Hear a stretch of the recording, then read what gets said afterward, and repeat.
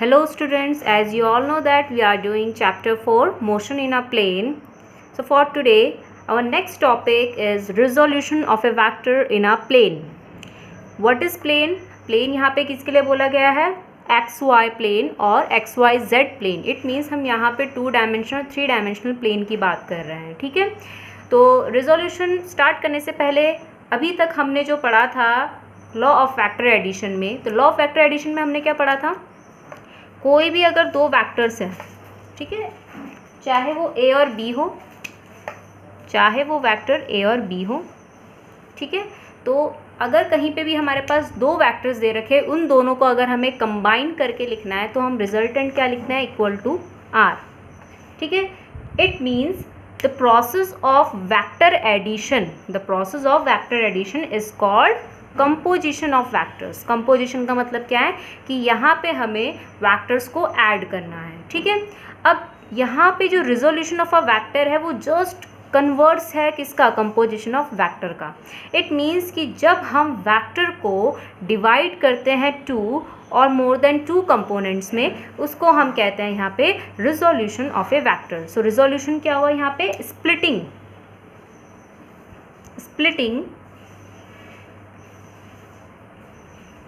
up a vector, splitting up a vector into two or more vectors.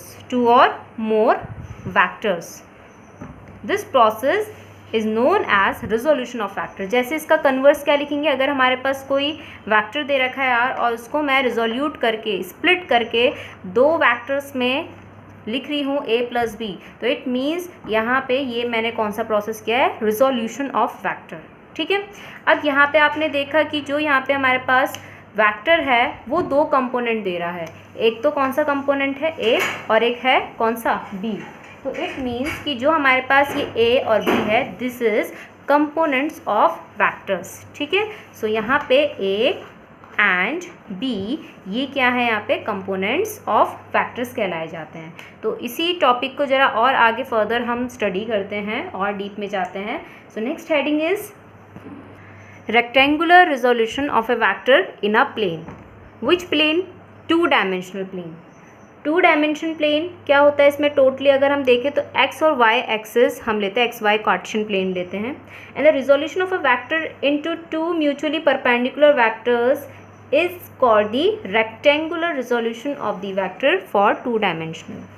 इसका मतलब क्या है कि जब हम यहाँ पे बात करते हैं रेक्टेंगल की, आपको भी पता है रेक्टेंगल कौन सा डायमेंशन का फिगर है? 2-dimensional फिगर है. ठीक है, तो जैसे मैंने यहाँ पे एक्स एक्सिस और ये वाई एक्सिस बना रखी, दिस इज़ ओ ऑरिजिन. ठीक है, और इसमें मैंने ओ ए बी सी ये एक रेक्टेंगल ड्रॉ कर रखा है. रेक्टेंगल आपको पता है जिसमें लेंथ आपस में यहाँ पे इक्वल होती है, अपोजिट साइड्स आर इक्वल होती हैं इसमें, and each angle is of 90 degree. तो यहाँ पे मैंने लेट कर रखा है कि जो ओ ए है वो यहाँ पे, अब देखिए डायरेक्शन भी वेक्टर की वैसी बनानी. तो अभी इससे पहले मैंने आपको parallelogram law of vector addition बताया था, तो उसी तरीके से हमें यहाँ पे इनके वेक्टर्स ड्रॉ करना है. ठीक है, तो ऑरिजिन से एक वेक्टर है ओ ए, तो ये ओ ए वेक्टर को हमने क्या नाम दे रखा? ओ ए वेक्टर है एक्स वेक्टर. ठीक है, इसे और अच्छे से यहाँ पे लिख देती हूँ मैं. यहाँ पे ओ ए वेक्टर हमें क्या दे रखा है? एक्स वेक्टर दे रखा है. अगर मैं इसी फिगर में देखूँ ओ सी वेक्टर जो हमें दे रखा है वो कितना दे रखा है? वाई वेक्टर दे रखा है. और इन दोनों का जो रिजल्टेंट है, एडिशन करके जो भी रिजल्टेंट निकल के आएगा from parallelogram law of vector addition के अकॉर्डिंग, तो ये है हमारे पास ओ बी. फ्रॉम फिगर से हमें दिख रहा है दिस इज़ आर वेक्टर. और आपको पता है मैंने आपको यूनिट वेक्टर्स पढ़ाए थे. Unit vectors for x axis क्या है? यहाँ पे आई कैप, फॉर वाई एक्सिस यहाँ पे क्या होता है? जे कैप होता है. ठीक है, तो अब मैंने यहाँ पे जब समझ लीजिए कि हमारे पास क्या है, ये एक रेक्टेंगुलर रिजोल्यूशन हमने कर रखा है. किस वेक्टर का? आर वेक्टर का. तो ऑफ ए वेक्टर बोल रखा है ना, तो किस वेक्टर की हम बात कर रहे हैं? आर वेक्टर की बात कर रहे हैं. अभी जो आर वेक्टर है इस वेक्टर को हमने दो कंपोनेंट में हमने रिजोल्यूट कर रखा है, जो कि एक दूसरे के म्यूचुअली परपेंडिकुलर हैं. कौन कौन से? एक एक्स में और दूसरा कौन सा? वाई वेक्टर में. और आपको दिख रहा होगा एक्स और वाई दोनों एक दूसरे के क्या हैं? परपेंडिकुलर हैं. तो हम यहाँ पे क्या लिख सकते हैं? रेक्टेंगुलर रिजोल्यूशन के अकॉर्डिंग अगर हम रेजोल्यूट करके देखें तो क्या लिखेंगे यहाँ पे? From parallelogram law of vector addition हमें पता है यहाँ पे कि जो वेक्टर फॉर्म है आर वेक्टर वो किसके इक्वल है, X vector plus Y vector के, ठीक है। और साथ ही साथ हम यहाँ पे लेट कर लेते हैं कि जो हमारे पास रिजल्टेंट वेक्टर है वो एक्स एक्सिस के साथ मतलब एक्स वेक्टर के साथ थीटा एंगल बना रहा है। अब हमें यहाँ पे इसे यूनिट वेक्टर की फॉर्म में लिखना है। यूनिट वेक्टर का आपको फॉर्मूला अच्छे से पता होगा, कल परसों मैंने इससे पहले वाले लेक्चर में मैंने डिस्कस किया था। यूनिट वेक्टर का फॉर्मूला होता है vector upon magnitude, vector upon magnitude. तो अगर मैं यहीं पे से वेक्टर अपॉन मैग्नीट्यूड, तो अगर मैं यहीं से वेक्टर का फॉर्मूला निकालूं तो वेक्टर का फॉर्मूला क्या निकल के आएगा, vector is equals to magnitude into unit vector. Vector यहीं पे रहेगा, मैग्नीट्यूड यूनिट वेक्टर के साथ मल्टीप्लाई में चला जाएगा। तो एक्स वेक्टर यहाँ पे क्या है, दिस इज वेक्टर फॉर्म। अगर मुझे इसे यूनिट वेक्टर की फॉर्म में लिखना है तो कैसे लिखेंगे, ओ ए, जितना इसका मैग्नीट्यूड होगा तो मैग्नीट्यूड क्या होगा, खुद यहाँ पे x, simple x magnitude form में, और यूनिट वेक्टर क्या है इसका आई कैप। अगर वाई वेक्टर के लिए लिखूंगी तो वाई वेक्टर के लिए देखिए इसका मैग्नीट्यूड क्या होगा, वाई ही होगा, और यहाँ पे इसका यूनिट वेक्टर देख रहे हैं तो क्या होगा, जे कैप। ये दोनों वैल्यू उठा के यहाँ पे रख देंगे तो R vector is equals to X I cap plus Y J cap. यहाँ पे एक्स और वाई के ऊपर कोई भी वेक्टर नहीं आएगा क्योंकि ये एक्स वेक्टर वाई वेक्टर के मैग्नीट्यूड टर्म्स हैं, ठीक है। तो ये हो गया हमारे पास इसका vector form, vector form. Next, अब यहाँ पे आपसे पूछ लिया जाता है, ये तो हो गया रेक्टेंगुलर रेजोल्यूशन हमने कर लिया है दो कंपोनेंट में जो कि दोनों एक दूसरे के म्यूचुअली परपेंडिकुलर है। अब आपसे पूछा जाए अगर कंपोनेंट्स, कंपोनेंट पूछा था ना, तो इसमें कौन कौन से कंपोनेंट आ रहे हैं, दो कंपोनेंट आ रहे हैं, एक एक्स कंपोनेंट और दूसरा कौन सा आ रहा है, वाई कंपोनेंट। तो हम यहाँ पे लिखते हैं एक्स कंपोनेंट के बारे में, एक्स कंपोनेंट ऑफ किस वेक्टर का, आर वेक्टर का, आर वेक्टर का एक्स कंपोनेंट, ठीक है। यहाँ पे हमने आर वेक्टर को दो पार्ट में रिजोल्यूट कर लिया, एक एक्स वेक्टर का कंपोनेंट, दूसरा वाई वेक्टर का कंपोनेंट। तो यहाँ पे क्या है, एक्स आई कैप और दूसरा क्या है, Y J cap. X component निकालने के लिए हमने यहाँ पे O A B right triangle में देखना है। This is O A B right triangle, दिख रहा होगा आपको। इसमें हमें लगाना है cos theta trigonometric ratio. Cos theta का फॉर्मूला क्या होता है, base upon hypotenuse. Cos theta, यहाँ पे थीटा देखेंगे तो इसका बेस कौन सा है, ओ ए है, ठीक है। ओ ए का मैग्नीट्यूड कितना है, एक्स है, तो इसलिए मैंने यहाँ पे एक्स लिखा है, ठीक है, मैग्नीट्यूड टर्म्स में लिख रहे हैं।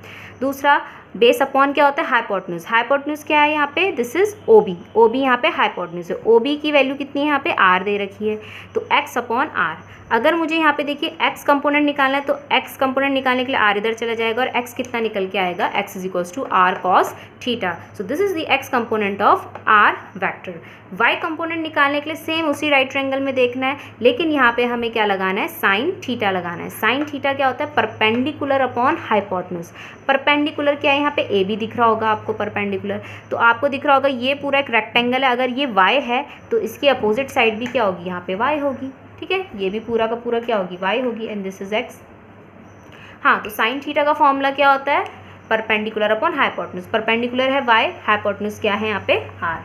यहाँ से अगर मैं वाई कंपोनेंट निकालूँ तो वाई इज इक्वल्स टू कितना हो जाएगा, आर साइन थीटा। तो अब यहाँ पे आपको एक शॉर्ट ट्रिक मैं आपको याद दिलाने के लिए, क्योंकि आगे चल के अगर आप 11th में आगे और चैप्टर्स पढ़ेंगे या 12th में आगे चैप्टर्स पढ़ेंगे तो वेक्टर रिजोल्यूशन करना आपको आना चाहिए। जब वेक्टर रिजोल्यूशन कर देते, जैसे हमारे पास 5 दे रखा है, इसको अगर मुझे रिजोल्यूट करना है तो कैसे कर सकती हूँ, 2 + 3 करके कर सकती हूँ। तो अब वहाँ पे 5 नहीं रहेगा, वहाँ पे उसके कंपोनेंट क्या रहेंगे, 2 और 3 रहेंगे। तो वैसे ही आपको यहाँ पे रिजोल्यूशन करना आना चाहिए। तो मैं यहाँ पे शॉर्ट में आपको बता दे रही हूँ कि क्या होगा।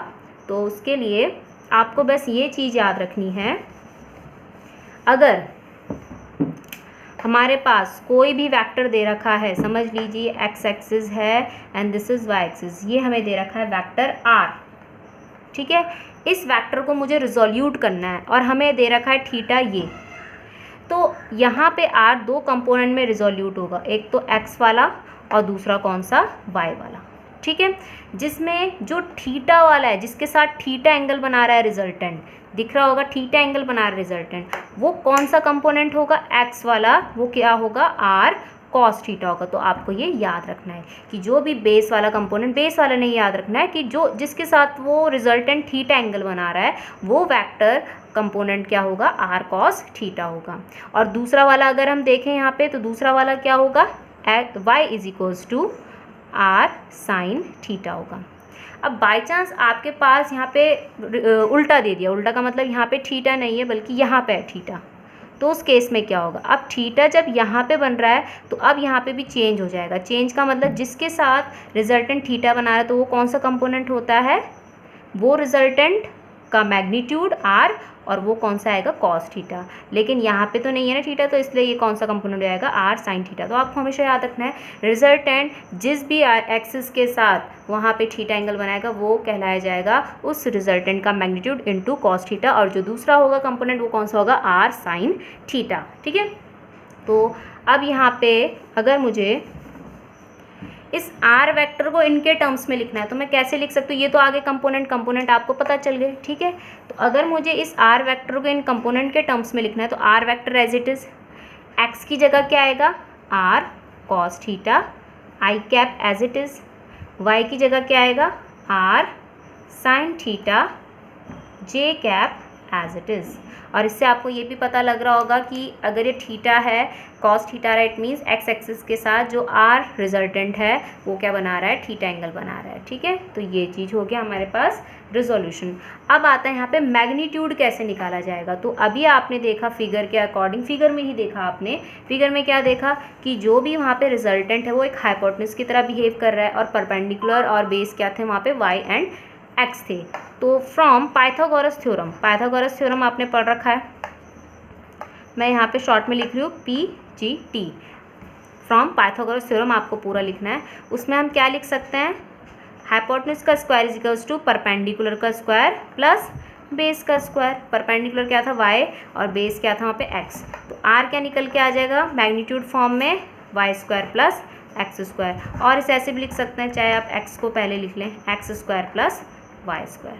तो ये आ गया हमारे पास रिजल्टेंट का फॉर्मूला। रिजल्टेंट किसका, रिजल्टेंट मैग्नीट्यूड फॉर्म में। ठीक है, सो ये है vector form and this is magnitude form, आपको दोनों याद रखना है। अब जैसे हमने 2 डायमेंशनल में वेक्टर रिजोल्यूशन पढ़ा, तो वैसे ही हमें एक एलिमेंट्री आइडिया फॉर्म में पढ़ना है वेक्टर्स इन 3D। ये ज़्यादा हमें डीप नहीं पढ़ना है, बस इसके फॉर्मूले पढ़ना है और थोड़ा 2D का यहाँ पे आइडिया लगाना है। तो 3 डायमेंशनल में आपको पता है, अगर हम रेक्टेंगल का 3 डायमेंशनल फिगर सोचे तो क्या बनता है, क्यूबॉइड बनता है। तो हमने यहाँ पे क्या लेट कर रखा है, क्यूबॉइड लेट कर रखा है, डॉटेड लाइन से मैंने ड्रॉ कर रखा है, और क्यूबॉइड का एक पर्टिकुलर एज ले रखा है, और उस एज से हमने यहाँ पे एक्स वाई जेड एक्सिस दिखा रखे। तो 3 डायमेंशनल में मैंने आपको बता रखा कि एक्स वाई जेड एक्सिस में हम हॉरिजॉन्टल वर्टिकल ऐसे नहीं देखते, बल्कि हम यहाँ पे क्लॉकवाइज देखते कि वो कैसा चल रहा था। एंटी क्लॉकवाइज फॉर्म में हम एक्स वाई जेड यहाँ पे लिखते हैं। तो मैंने बताया था आप चाहे एक्स यहाँ पे लिखे चाहे एक्स यहाँ से स्टार्ट करें, लेकिन जो यहाँ पे होना चाहिए ऑर्डर वो कैसा होना चाहिए, एंटी क्लॉकवाइज ऑर्डर होना चाहिए एक्स वाई जेड का। तो आपको दिख रहा होगा कि एक्स एक्सिस की तरफ जितनी उसकी पर्टिकुलर साइड है उस पर्टिकुलर क्यूबॉइड की, वो मैंने एक्स लेट कर रखी, वाई एक्सिस के टूवर्ड्स जो होगी वो वाई लेट कर रखी स्मॉल वाई, और जो जेड एक्सिस के टूवर्ड्स होगी उसको मैंने लेट कर रखी है स्मॉल जेड। ठीक है, अब यहाँ पे इनके यूनिट वेक्टर्स शो कर लेते हैं। एक्स एक्सिस के टूवर्ड्स कौन सा यूनिट वेक्टर होता है, आई कैप। वाई एक्सिस के टूवर्ड्स कौन सा होता है, जे कैप।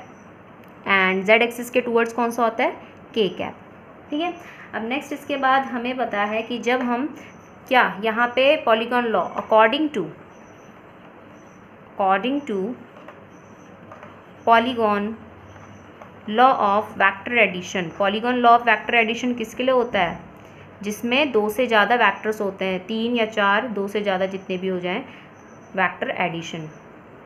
तो उस केस में क्या होगा, आपने पढ़ रखा कि जो भी रिजल्टेंट होता है, रिजल्टेंट मैंने यहाँ पे क्या लेट कर लिया। अब देखिए रिजल्टेंट कैसे होता है, ये तो आपको 2 डायमेंशनल दिख रहा है, लेकिन आपको ये फिगर 3 डायमेंशनल सोच के देखना है कि जो रिजल्टेंट होगा बीचों बीच कैसे निकल के आएगा। तो आप अपने जो भी जिस भी रूम में है उसको इमेजिन करके देखिए कि बीचों बीच अगर आपको एक वेक्टर निकालना है एक कोने से दूसरे कोने तक, वो भी डायगोनल फॉर्म में, तो वो वहाँ से लेकर वहाँ तक कितने वैक्टर्स कवर करेगा। तो वो वहाँ पे तीनों के तीनों X Y Z vectors cover कर देगा। और आर वेक्टर्स जो हम शो करेंगे यहाँ पे वो कहाँ से कहाँ की तरफ होगा, from this origin to here.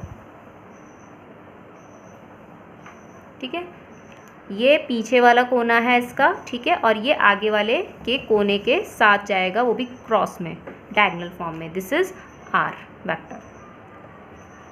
और ये आपको पता है कि ये जो आर वेक्टर है, ये जो आर वेक्टर है वो सारे के सारे यहाँ पे एक्सिस ले रहा है, एक्स भी वाई भी और जेड।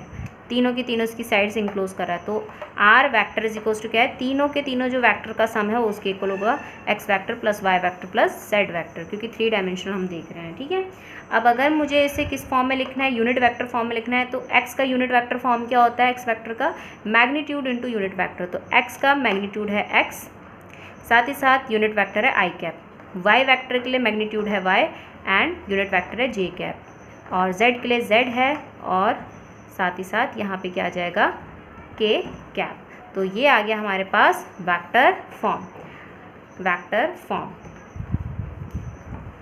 अगर आपसे पूछ लिया गया रिजल्टेंट मैग्नीट्यूड फॉर्म में, रिजल्टेंट ऑफ आर, तो उस केस में आपको पता है क्या करते हैं हम, अंडर रूट करके 2 डायमेंशन में क्या था X square plus Y square, अब यहाँ पे जेड स्क्वायर भी आ गया है, तो it means X square plus Y square plus Z square. तो यहाँ पे अगर मुझे रिजल्टेंट ऑफ फैक्टर आर निकालना तो कैसे निकल के आएगा, R is equals to under root X square plus Y square plus Z square for 3 dimensional vectors. ठीक है, नेक्स्ट इसके बाद जो हम यहाँ पे टॉपिक स्टार्ट करेंगे प्रोजेक्टाइल, उसके लिए हमें इक्वेशंस ऑफ मोशन पता होनी चाहिए। तो अभी तक आपने जो भी आइडिया लिया है रिजोल्यूशन ऑफ फैक्टर से, वो ये लिया है कि अगर हम कोई भी क्वांटिटी ले लें, डिस्प्लेसमेंट, वेलोसिटी या फिर एक्सेलरेशन, तो उसके भी हम क्या कर सकते हैं, रिजोल्यूशन कर सकते हैं अलॉन्ग एक्स एक्सिस और वाई एक्सिस, मतलब उसका हॉरिजॉन्टल भी कर सकते हैं कंपोनेंट और उसका वाई एक्सिस का कंपोनेंट भी होगा। तो इट मीन्स किसी भी वेक्टर को 2 पार्ट में हम रिजोल्यूट कर सकते हैं, स्प्लिट कर सकते हैं। तो उसी के अकॉर्डिंग जैसे हम डिस्प्लेसमेंट की बात करते हैं, तो डिस्प्लेसमेंट सिर्फ 1 डायमेंशनल नहीं होता, हम उसे 2 डायमेंशनल भी बोल सकते हैं, 3 डायमेंशनल, लेकिन अभी जो आपके पास है यहाँ पे कोर्स, वो हमें सिर्फ 2 डायमेंशनल फॉर्म में देखना है। ठीक है, तो 2 डायमेंशनल फॉर्म में अगर हम देखेंगे तो इट मीन्स एक्स एक्सिस वाला कंपोनेंट होगा उसका, एक वाई एक्सिस वाला कंपोनेंट।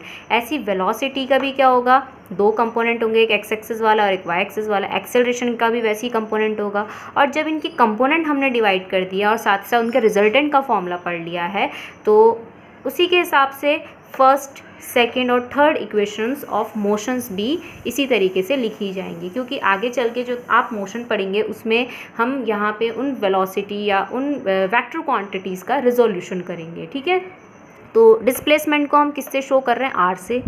ठीक है, आर से शो कर रहे हैं, और यहाँ पे आर को हम कैसे लिख सकते हैं, एक्स प्लस वाई फॉर्म में रिजोल्यूट कर सकते हैं, एक्स प्लस वाई फॉर्म में।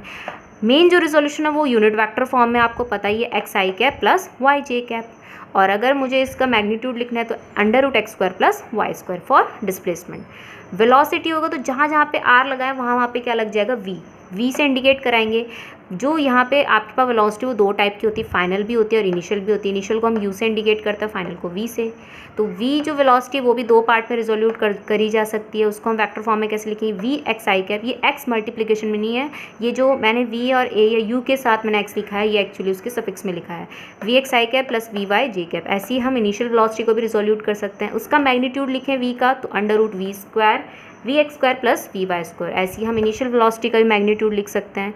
एक्सेलरेशन की बात करें तो एक्सेलरेशन को भी ऐसे ही रिजोल्यूट करके लिखेंगे और उसका मैग्नीट्यूड भी वैसे ही लिखेंगे जैसे हमने ऊपर लिखे हैं वैल्यूज़।